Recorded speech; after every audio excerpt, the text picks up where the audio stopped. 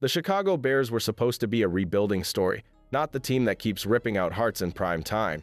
Yet here they are, sitting at 8 wins and 3 losses after a 31-28 escape against the Pittsburgh Steelers, and it feels like every game comes down to the last breath.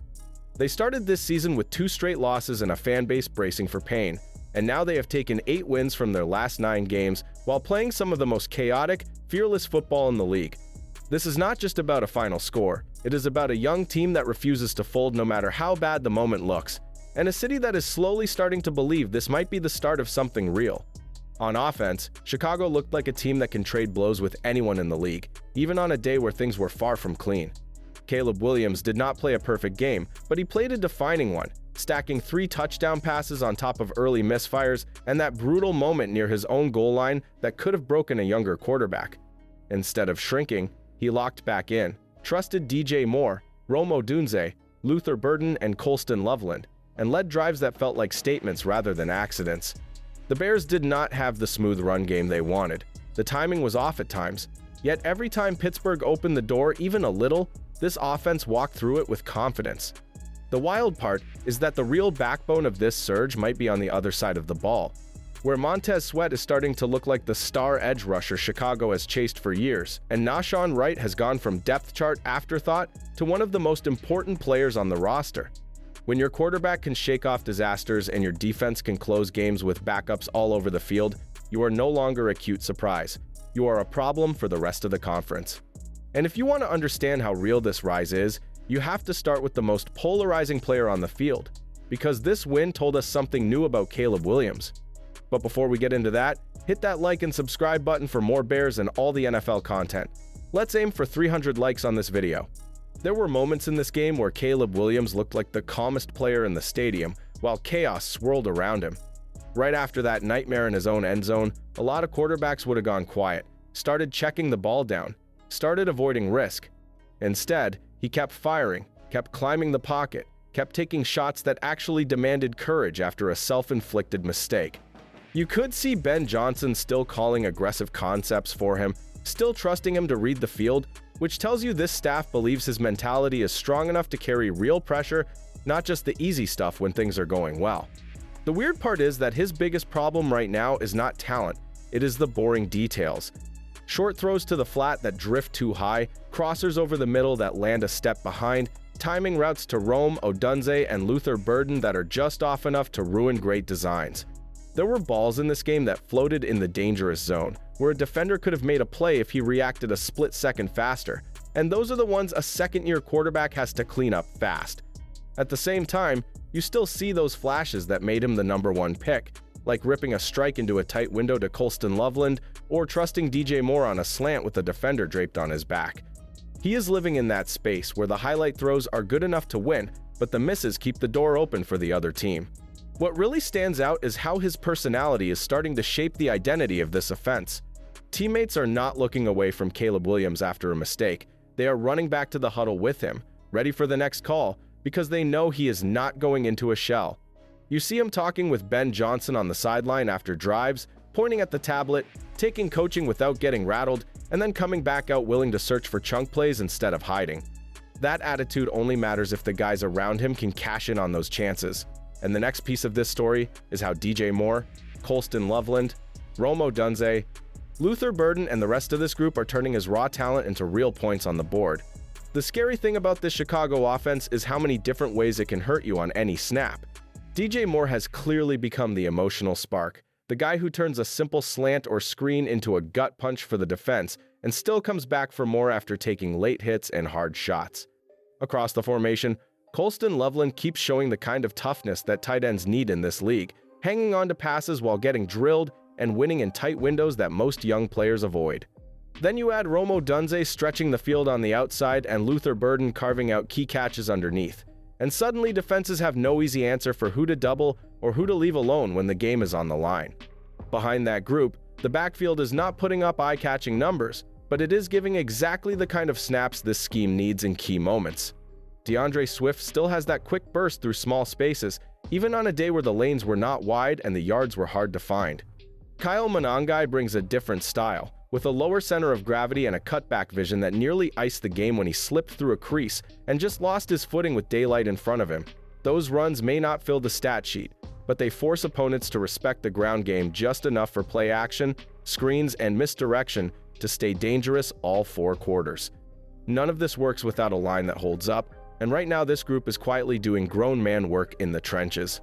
Nshon Wright spent most of the afternoon dealing with TJ Watt, and outside of one clear loss that forced a holding flag, he fought him to a standstill in pass protection. On the other side, a young left tackle stepped into a tough assignment and kept Nick Herbig from wrecking the edge, while the interior trio kept the pocket clean enough that Caleb Williams could survey the field and look for explosive plays instead of just surviving.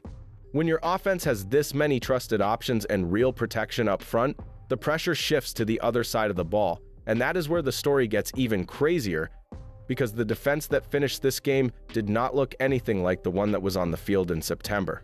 On defense, the Chicago Bears walked into this game missing so many starters that it almost looked like a preseason lineup.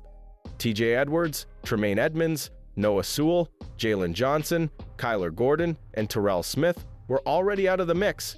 Then Tyreek Stevenson and Ruben Hippolyte went down early, and suddenly third-string and fourth-string players had to carry real snaps. The Pittsburgh Steelers clearly knew that, and came out with a smart plan, snapping the ball fast, using motion to pull linebackers out of position, and throwing quick passes that did not give the pass rush time to breathe. For most of the first quarter, the Bears looked a step slow. The linebackers were sliding the wrong way, and every short throw felt like it could turn into a chunk gain because the new faces were just trying to survive the speed of the game. The turning point came when the defense finally punched back, instead of just absorbing body shots. Near the goal line, Pittsburgh tried to bully them on a short yardage sneak and got stuffed, which slammed the door on what looked like a drive that would put Chicago in a deep hole. From that moment, you could see Dennis Allen change the approach. Jaquan Brisker started creeping closer to the line, blitz calls came a little more often, and those quick passes that were easy early suddenly had bodies flying into throwing lanes. DeMarco Jackson and Amen Ogbongbemiga settled down after rough opening series and began to trigger faster against the run, cleaning up tackles that were slipping through in the first half. It was not perfect, and Pittsburgh still put together a long scoring march in the fourth quarter, but the rhythm was gone, and the Steelers had to work for every yard instead of cruising down the field.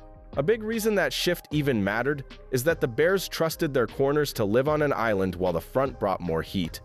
That is a scary choice when you are down your top names on the outside, yet players like Nick McLeod and especially Nshon Wright accepted those matchups against Mason Rudolph and his receivers without blinking.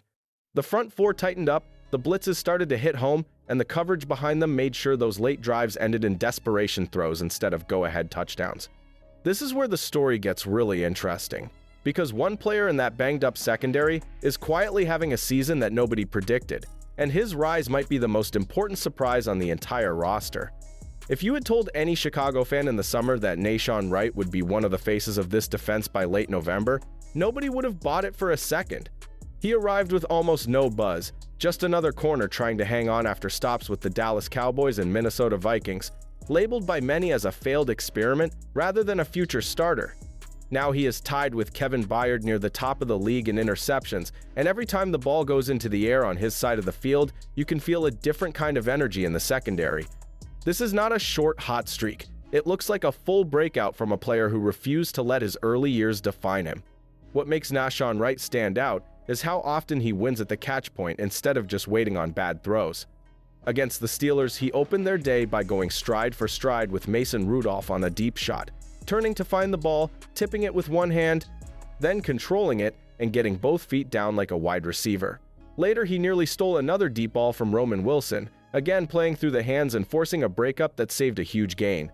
Add in his work in run support, where he uses that long frame to set the edge and finish tackles in space, and you suddenly see a complete corner who fits exactly what Dennis Allen and Al Harris want in this scheme. He used to be the player offenses hunted. Now he is the one they try to avoid when the game tightens. The ripple effect of his rise is massive for the rest of this unit. When Jalen Johnson, Tyreek Stevenson, and Kyler Gordon get back into a regular rhythm, having Nshon Wright play at this level means Chicago can mix coverages, press on the outside, and trust that one side of the field will not crumble the second a starter needs a breather. That freedom lets Dennis Allen send extra heat with confidence, which is brutal for any offense once Montez Sweat starts winning his one-on-one matchups up front. and that is exactly where this story heads next. The Chicago pass rush picked the perfect time to turn the whole game on its head, and at the center of it all was Montez Sweat. Coming out of halftime, the Steelers looked ready to keep leaning on quick throws and simple reads, and then everything changed once 48 started winning at the snap over and over again. On one drive, he slices through, crushes Mason Rudolph, and knocks the ball out, setting up a short field that the offense converts into more points. In a game that kept swinging back and forth, that strip felt like a punch that took the air out of Pittsburgh and told everyone in the building that Chicago still controlled the real momentum. What makes this stretch for Montez Sweat so serious is that it is not just about one big play. It is about steady impact every week. He now has at least one sack in 5 of the last 6 games, constantly turning third downs into panic snaps for the other quarterback. Against Pittsburgh, he added another sack, a tackle for loss in the run game, and even had rushes where he should have finished Rudolph again, but still forced rushed throws. Young rushers like Austin Booker joined the party, flashing around the edge and cleaning up when protection slid to Sweat, while the interior stayed firm enough to keep the pocket from giving the quarterback any safe place to climb. That mix of speed and power up front is exactly what defensive minds dream about when they build around a true edge presence. The ripple effect shows up in the way Dennis Allen can call a whole drive when he knows his front can win on its own. With Montez Sweat demanding attention, blitzes from Jaquan Brisker, and the linebackers started landing cleaner, and the secondary got to play on throws that were half a second late or a little off target. The crazy thing is that even with this kind of pressure and a huge third-quarter surge, the Bears still found themselves in another tight finish, managing late downs, flags, and aggressive choices on both sides of the ball. That is where the real identity of this team shows up, in how they handle the chaos they create, and that wild pattern of close calls is exactly what defines these cardiac Bears right now. The Chicago Bears are winning games in a way that should drive coaches crazy and fans addicted. One drive they look like a poised playoff team, the next they are handing extra chances to the opponent with flags and risky choices that would bury most groups. You see a delay of game with Caleb Williams staring at the play clock, a hold on Nshon Wright when the edge rusher finally wins a rep, or a grab from Nick McLeod down the field that wipes out a stop. All of that should tilt a tight game, yet this team keeps answering those self-made problems with big-time moments that flip the mood right back in their favor. It feels less like clean control and more like a roller coaster that somehow keeps rolling back into the station with a win. A huge part of that identity comes from how Ben Johnson chooses to coach late in games. He is not hiding behind safe calls or burning timeouts every time the headset gets loud. We saw him refuse to bail out the offense when the clock ran low, forcing Caleb Williams to organize his guys and live with the result instead of leaning on a free reset. On the final offensive series, he called a pass on third down instead of settling for a predictable run into the line, trusting his quarterback to close the door rather than just bleed clock. The play did not work the way anyone wanted, yet that mindset tells the entire locker room that this staff is here to win, not just to avoid losing. Even the penalties show that edge at times, like Nick McLeod choosing contact near the end zone rather than surrendering a clear touchdown, turning 7 points into a 1st and goal that the defense still has a chance to survive. What nobody is talking about enough is how often this volatile style has already paid off.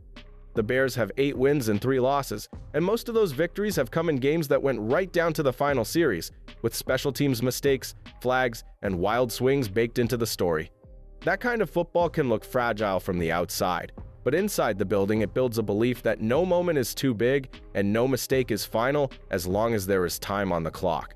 The real test is coming now, because this same aggressive, high-wire act is about to run straight into a brutal stretch with the Philadelphia Eagles, Green Bay Packers, Cleveland Browns, San Francisco 49ers, and Detroit Lions. And that is where we find out if this version of Chicago is just a fun story or a true problem in the playoff race. The Chicago Bears walked into this season being talked about as a project, not a threat, and now nobody can pretend this is just a feel-good phase. 2 early losses had fans bracing for another long year. Then this team ripped off win after win, and suddenly the standard inside that locker room changed. Players are talking about closing games, not surviving them. And the crowd in Chicago now expects late drives to end with stops and touchdowns instead of broken hearts. You can feel it in the way the sideline reacts after big swings. They do not panic when something goes wrong.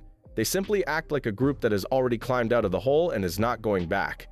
What makes this run even more interesting is how much of it is being driven by a young core that is still learning on the fly. Caleb Williams is still polishing the easy throws, yet he already carries himself like the guy who has to solve every crisis. DJ Moore plays like a veteran star who understands that one route, one catch, one response to a bad call can reset the entire mood of a game. On defense, leaders like Montez Sweat and Kevin Byard set the standard, while a late-rising corner like Nshon Wright proves that this staff can turn overlooked talent into real production. Add in the steady voice of Ben Johnson on offense and Dennis Allen on defense, and you have a program that finally feels like it has a clear identity instead of just chasing short-term fixes. The real question now is not whether this team is fun, it is how far this version of Chicago can push into January when every mistake and every snap matters even more. They are about to step into a brutal closing stretch with national eyes on them, tighter margins, and opponents that punish every slip in focus. If Caleb Williams continues to grow, if the injured starters return and mesh with the breakout players, and if this group can bring the same fearless attitude to those heavier stages, then this season stops being a surprise and starts becoming a warning to the rest of the conference. What happens when a young team that already knows how to win close games finally gets healthy and plays its best football at the end of the year is exactly what we are about to find out.